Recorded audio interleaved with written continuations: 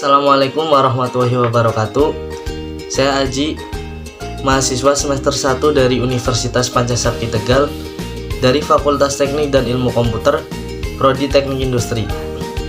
Di video ini, saya akan melakukan review sebuah buku guna memenuhi tugas literasi 1 dari mata kuliah Pendidikan Literasi.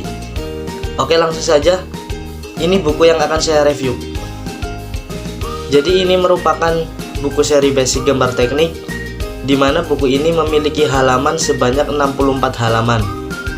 Kemudian buku ini versi aslinya diterbitkan pada tahun 2007 dan kemudian diterjemahkan ke dalam bahasa Indonesia sendiri pada tahun 2010 oleh Bapak Hanggan Situmorang.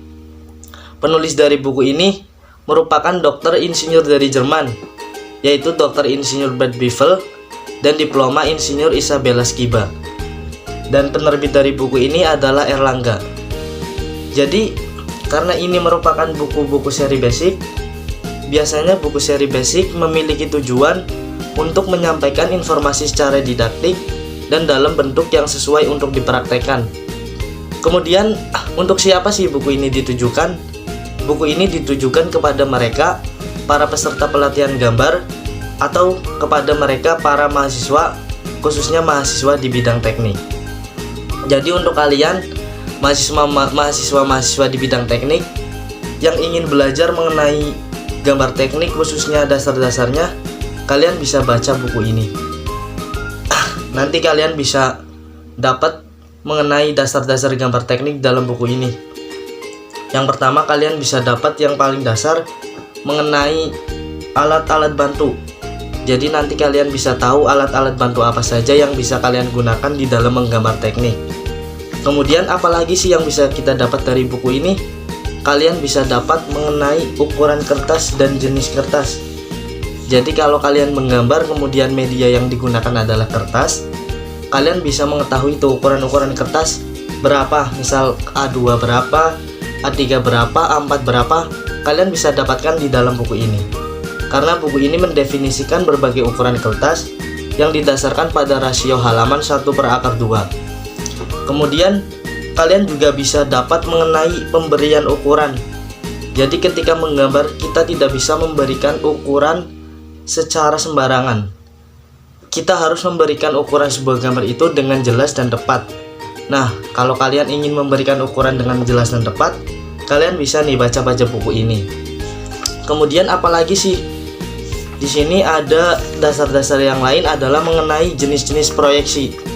Jadi nanti kita bisa belajar bagaimana cara memproyeksikan gambar. Bagaimana sebuah gambar tampak depan, kemudian tampak samping, tampak atas.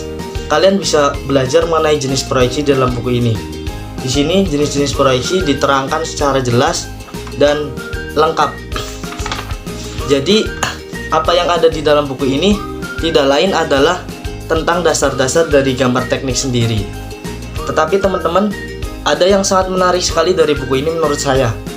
Buku ini memiliki kelebihan, yaitu kelebihannya adalah buku ini dicetak dengan tipis, hanya 64 halaman, tetapi tetap sistematis dari pencetakannya. Berbeda dari buku-buku yang lain yang biasanya dicetak secara tebal, banyak halaman, kemudian jelimet. Buku ini tidak. Buku ini dicetak dengan singkat tetapi tetap jelas dan sistematis. Hal lain yang menarik dari buku ini yang juga menjadi sebuah kelebihan dari buku ini adalah di dalam buku ini juga disertai dengan contoh-contoh gambar. Soalnya ada contoh-contoh gambar sketsa, contoh-contoh gambar yang lain yang bisa kalian lihat ketika membaca buku ini. Ini sangat menarik sekali. Terus ada juga mengenai saran.